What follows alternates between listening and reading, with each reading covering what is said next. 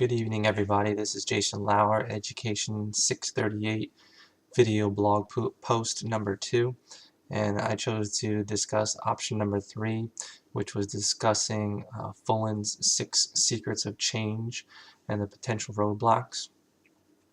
First of all, discussing Fullen's 6 secrets of change. They're listed as number 1 is love your employees. Number 2 is connect peers with purpose. Number 3 is capacity building prevails.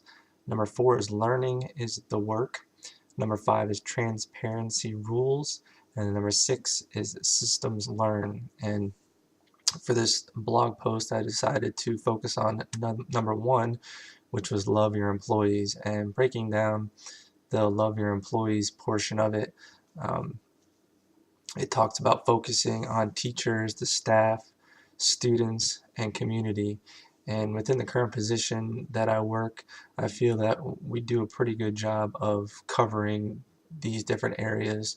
We aren't necessarily running the teachers or the organization, but we really try to instill these principles whenever we help teachers incorporate different STEM principles.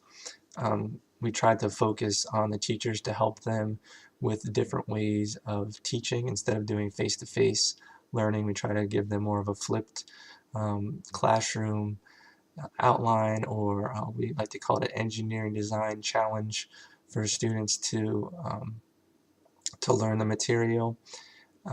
Some ways for the community, actually we have done some STEM nights in all of our elementary schools and our middle school, when we collaborate with like the math department or the science department within those schools, and just have different stations set up, and community members, the students and their families can come out, and we found that that has had a huge impact on the success of our program in this first year, just getting our name out there in the community and just showing everybody what we're trying to do.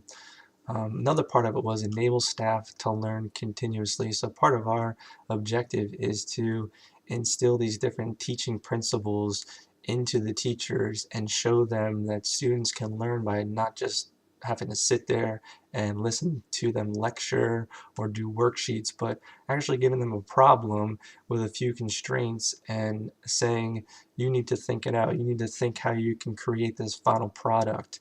We try to give them a minimal amount of guidelines that they have to go by so they can really use higher level thinking, and then just trying to do some kind of pre-assessment, post-assessment to show some kind of learning. And tying this into a Bible verse, I came up with Mark 12:31, which states, the second is this, love your neighbors as yourself. There's no commandment greater than these.